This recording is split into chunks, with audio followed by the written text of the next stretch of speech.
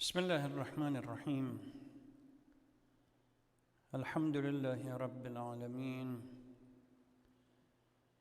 اللهم لك الحمد على العافية، ولك الحمد على كل نعمة أنعمت بها علينا في قديم أو حديث، في السراء والعلانية. ثم الصلاة والسلام والتحية والإكرام على خاتم الأنبياء الذي بعثه الله رحمة للعالمين، سيدنا ونبينا محمد وعلى آله الطاهرين وصحبه المنتجبين. اللهم صل على محمد. Praise be to Allah subhanahu wa ta'ala, the Lord of here and the hereafter.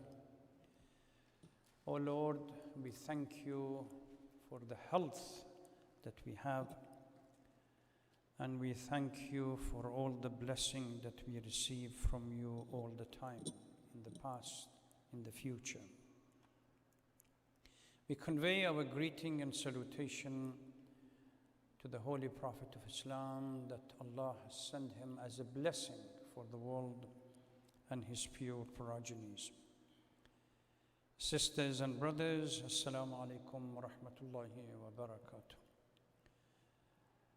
Welcome to the third night of our 2020 Muharram program, with a slight adjustment. And we start with a brief part of the Nahj al-Balagha khutbah number 16. Amir al-Mu'mineen salawatullah salam alayhi in khutbah points out, ألا وإن بليتكم قد عادت كهيئتها يوم بعث الله نبيكم والذي بعثه بالحق لتبلبلن بلبلة. You should know that your troubles and the challenges that the Holy Prophet of Islam faced at the onset, the beginning of Islam, has come to dominate. Again, I swear by Allah subhanahu wa ta'ala that you will be shaken and your social structure will be turned upside down. Before we delve into the significant meaning of this khutbah, which inshallah soon I will talk about it, I want to go back, the brief recap of what we have already discussed. In the first two nights, we addressed and examined four possible motives that were given in our literature for the uprising of Imam Hussein salawatullah. First one was ta'abbud, that Imam Hussein was commanded, and he had no option, because he is ma'soom and he would follow that command. Number two, it was somehow a revolution. And number three, it was self-defense. And number four, it was reform and islah. As we discussed every single one of them, I pointed out that if we were to search for each one by itself to become the main motivator for the event to take place, these would deny us that possibility of being able to use it, particularly the self-defense and ta'abbud, were problematic. As ta'abbud rested on at least three assumptions, but one of them was that each imam would receive at the beginning of his imamah some kind of a mushaf or book, that Allah literally charters his path through the life, and he has no other way but to navigate according to the command that exists within this chart. We have no documents whatsoever to prove that. No, I've never heard or I've come across any hadith from any imam that says we are to follow this particular path.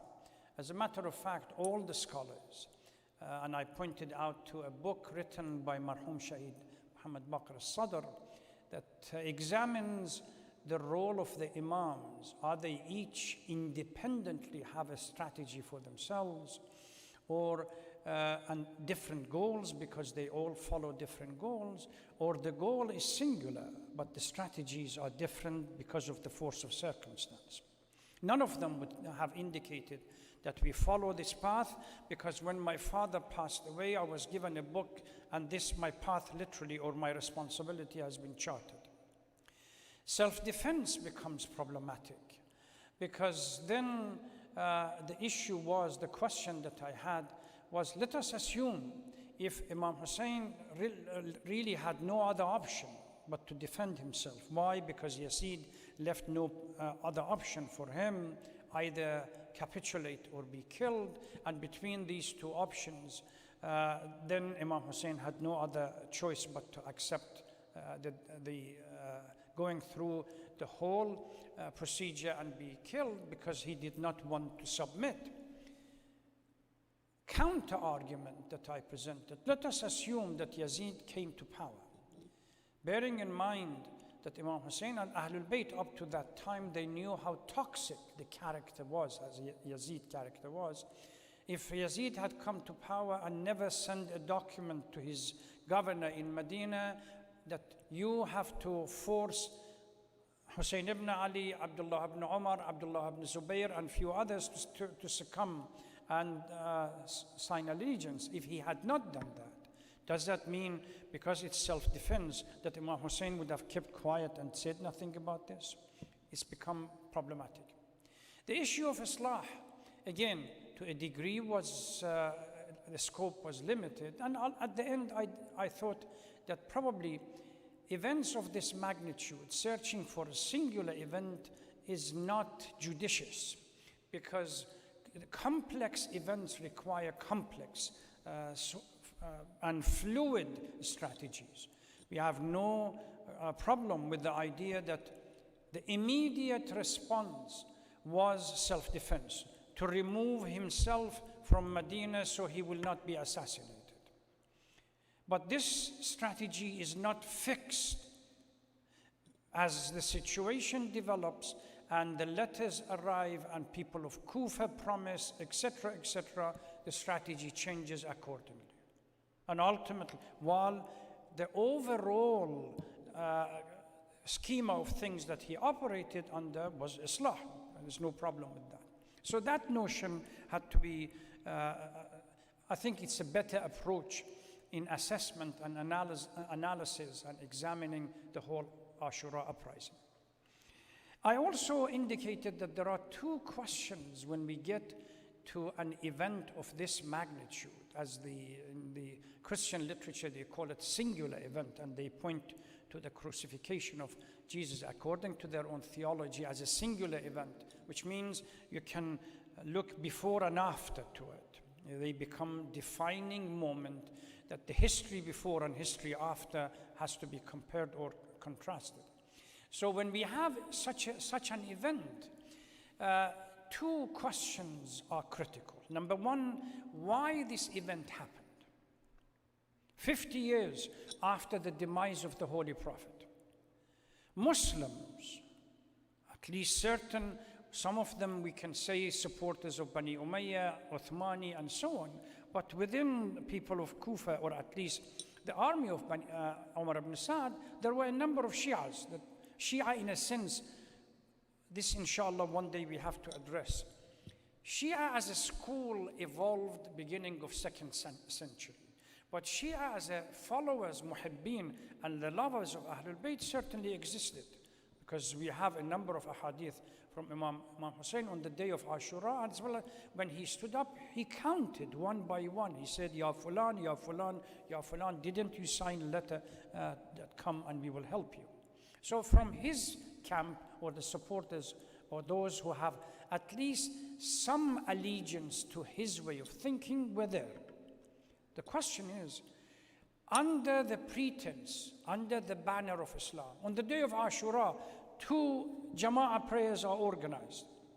One led by Imam Hussein, the other one led by Umar ibn Sa'd. Opposing camp. How did that happen? How did Islam was deformed and literally turned into some superficial, shallow shell that empty of its own spiritual context? That's number one. And number two, the underpinning of this event. What led to it? Because when we ask the question of underpinning, it presupposes that events of this magnitude are not going to happen in vacuum. And quantum leap is not possible.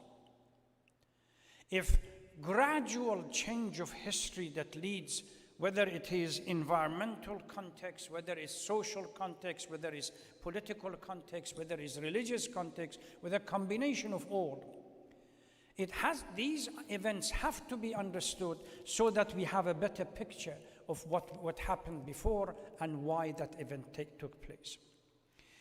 Now, when we get to assessment and examining of history, trying to find out a particular moment in any history, and this is critical for scholars and historians, to find out a particular moment that the fault line is clearly established, where before and after a shift of magnitude has taken place. It's very difficult. Luckily, in our case, there is one event that we can identify as a fault line, as something that literally before and after can be distinguished and delineated as critical, and that was Saqifa. We get to it inshallah later, but I want to explain. Imagine in our contemporary political structure, the president comes in, the new administrations, which here in the United States, led by the president, comes in other so-called Western democracies, they have differently. And the embodiment of this administration stands before the camera and faces the population and gives you a frank account of the situation as he or she has found it. The treasury is empty, the wealth is gone, the gold evaporated. Wouldn't we take it seriously and we say, look, what has happened? Certainly we do. It becomes a significant event that we begin to asking ourselves, what happened in the previous administration that literally the country is bankrupt? Now, in material thing, switch it to what we call ethical and moral concept. Khutbah number 16 is given, or Amir al-Mu'mineen delivered it at the moment that people swore bay'ah to him as the Imam or the Khalifa, the fourth Caliph. So literally, he is the voice of the new administration, and he gives you a frank account of the moral status of the society at the time.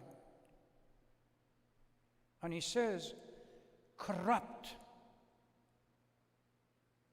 I need to shake this social structure and turn it upside down. Otherwise, all the values and principles that the Holy Prophet ﷺ came and Islam came for it, evaporated, disappeared. The social structure has been left with shallow understanding. Yes, they pray. Yes, they fast. Yes, by thousand they go to Hajj. But then they accept Yazid or Muawiyah to be their leader.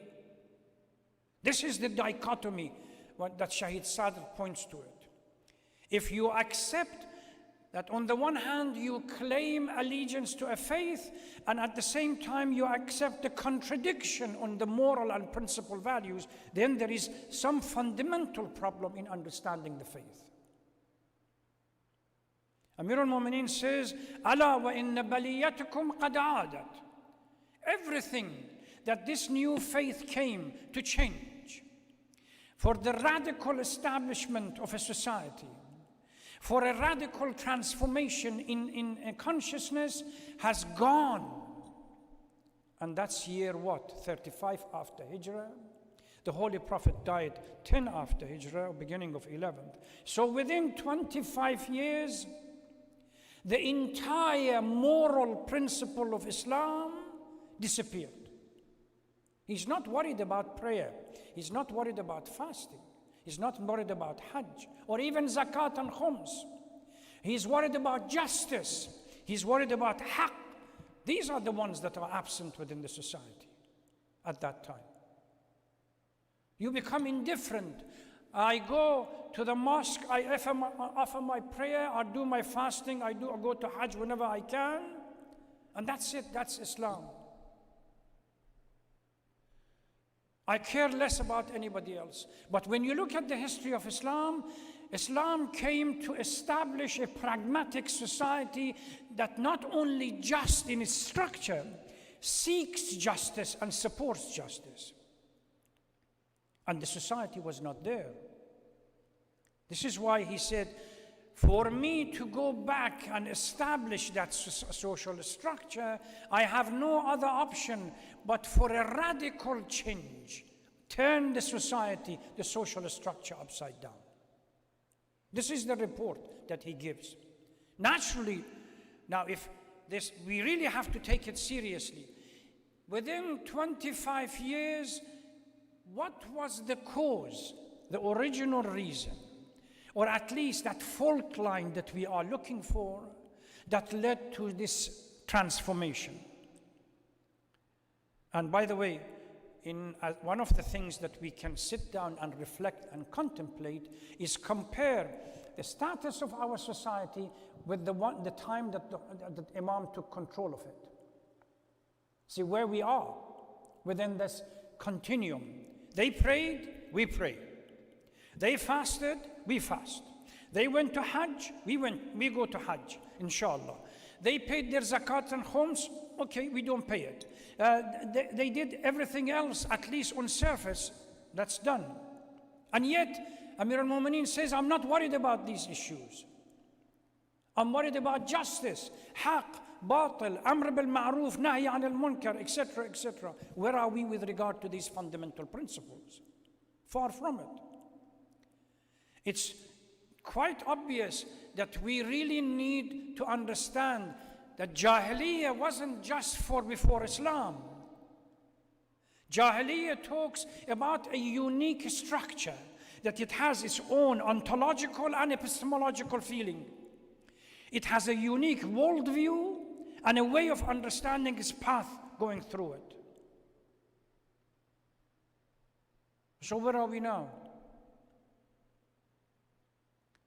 When we become indifferent, Amir al-Mu'mineen salawatullah salamu alayhi dismisses his wali, his representative in Basra, for going to a rich man's house during the month of Ramadan and eating iftar. He didn't violate any particular theological or religious law. He was invited, he went. He tells him, he reminds him of something different. He reminds him of his social responsibility and ethical and moral behavior. He says, how could you go to a rich man's house that they lays all the long table, while in the same area there are those who do not remember the last time that they had full stomach? You don't deserve to represent Ali. This is the fundamental principle. This is how we should judge our society. Where are we now with regard to the moral, ethical behavior? Can we pass by and say, I see no evil, when so many people are suffering around us? I'm okay, Jack syndrome. As long as I have 6 cars, bigger house, etc., etc., why should I care about anybody else? God, I earned it, the Qarun mentality. I have no responsibility towards the other people. Amir al-Mu'mineen focuses on these. He says, I am the leader and I have only a single raghif, a piece of bread in a day. Why? Because if it happened on the day of judgment that the poor person came to me and said, Ya Amir al-Mu'min or Ya Ali, during your reign, my right was not given, not consciously or willingly, but I slipped. At least I can say my lifestyle, the standard of life was not better than his, was equal or below. He swears to Ahl al-Kufa. He says, when I came to Kufa, I had 2 shirts, and I still possess those 2 shirts. I have taken nothing from your Baytul Mal. This is compared to Uthman, compared to the second Khalif Umar and the first Khalif. This is the fundamental problem that we really need to focus upon. So if we are searching, Imam Hussein, again, in his continuous journey, this is why I say, Hayhat min al-dhilla is in Medina. ألا ترون إن الحق لا يعمل به وأن الباطل لا ينهى عنه, is as he moves towards Kufa. The strategy changes. So Saqifa becomes the critical factor. It may be difficult. We really need to examine it fully to see exactly what happened.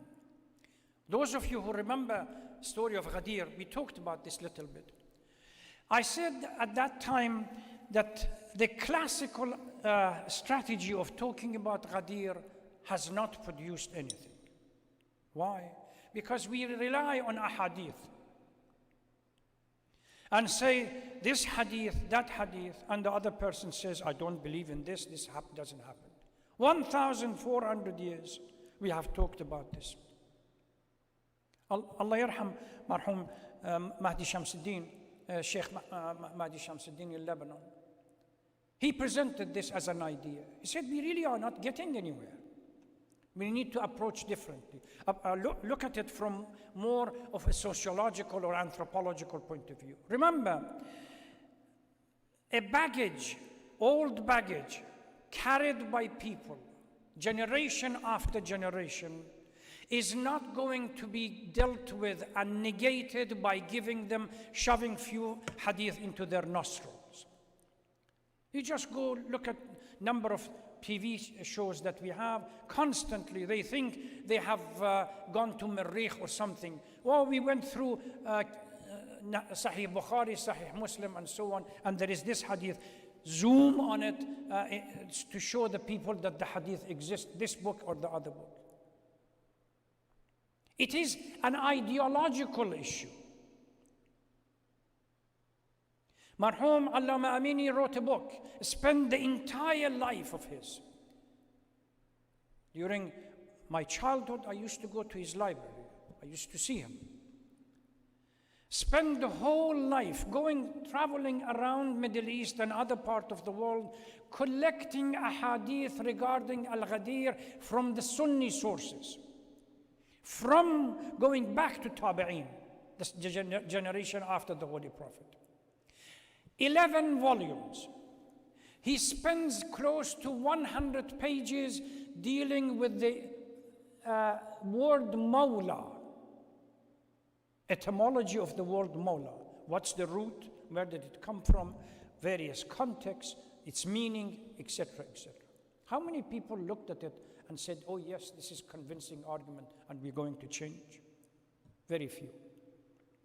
Marhum Sharafuddin in Lebanon spent months, if not years, debating with the Imam of Al-Azhar, Sheikh Salim.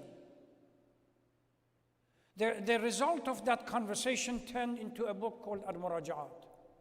Did Sheikh Salim change his view? No. He simply was one of the pioneers regarding the fatwa, although Mahmoud Shaltut gave it later, but it was him who started it. That yes, Madhab al-Ja'fari is another madhab that we can rely on. Even within academia today, we have a number of people have written their PhD dissertation on it, and a number of other things. Even scholars, Western scholars, about the succession of to the Holy Prophet. Nobody's going to listen. It's an old baggage. They carry it, and they're not worried about hadith here and hadith there. This is why Sheikh Shamsuddin was of the opinion that we really need to shift our methodology. I'm not claiming that shifting the methodology is going to convince everybody, but at least less of the article yes, no, yes, no. And the rationale is this.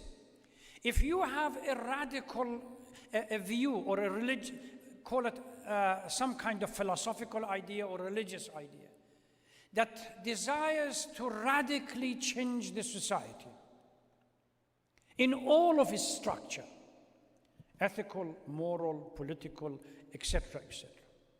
How many generations do you need, or do we need, for the values to become engraved and habitual in the life of everyone? Sociologists, anthropologists, they talk about at least 3 generations, at least 3 generations. But with a proviso, 3 generations as long as the charismatic leader with all of his characteristics remain supervising these 3 generations. Which means what? In the context of Islam, that Prophet Muhammad ﷺ had to be overseeing everything, or someone as close to his character as possible. And we have no one else but Ali. Ghadir was to underscore this particular problem, that Allah subhanahu wa ta'ala knows, the Holy Prophet knows, that this message, Islam, cannot be preserved without any deviation, tahrif, and so on, unless there is a character that Quran says, وَأَنفُسَنَا وَأَنفُسَكُمْ. And then what do we have? Sheikh Nabil, one of the Wahhabis, says, recite Surah Al-Mubahala, Nad'u abna'ana wa abna'akum wa nisa'ana wa nisa'akum. When he gets to anfusana wa anfusakum, forgets about it. Why? Because he knows if he says anfusana wa anfusakum, somebody's going to ask, say, who were the anfusana wa anfusakum? He has to talk about Ali. This is why I say it's ideological. Now, leaving these people aside, the society needed. So to understand the significant damage that Saqifa did to Islam, that we are still suffering as a consequence, is because it disrupted this particular strategy, smooth transition of power to someone that could preserve Islam and cared about Islam as much as the Holy Prophet did. Not talking about tribe mentality. You go to, inshallah, tomorrow night when we talk about this, the talk about Saqifa is based on clan logic. Our qabila versus your qabila. As if 23 years life of the Holy Prophet went up in the smoke. That clearly establishes for us that we really needed a leadership under Amir al-Mu'mineen salawatullah salam alayhi that Saqifa totally disrupted. And this is something that our Khilafah, Imam, and everything else is entangled in with all the events that took place. Tomorrow night, inshallah, we will discuss the concept of Saqifa. How did it happen? Why did it happen? And as a consequence, what were the result of it? Now here again, at least some overlap as far as the history exists between understanding from Shia point of view and a Sunni point of view. At the time, 100 years later, 80 years later, we had a group of people that came, reflected on Saqifa, and began to sanitize it and gloss over it and create a narrative justifying it. The leadership, was society needed a leadership? Well, tell me, if crooked old men that had converted to Islam 2 years ago or 4 years ago, they were shrewd enough to understand the society needs a leader. The Holy Prophet didn't. And he grew up in the same tribe mentality. His grandfather, Abdul Muttalib, when he died, before his death, he brought in all his sons and appointed Abu Talib as a successor. And he was present. He was 8 years old. And he saw it. It was nothing foreign to him. Then the concept of getting together in a place and deciding where you have a clear nas from the Holy Quran and command from the Holy Prophet, that becomes violating it. That is serious issue that we really need to discuss. Inshallah, tomorrow night. Thank you very much. We ask Allah subhanahu wa ta'ala to help us to remain on the right path, inshallah. Wassalamu alaikum wa rahmatullahi wa barakatuh.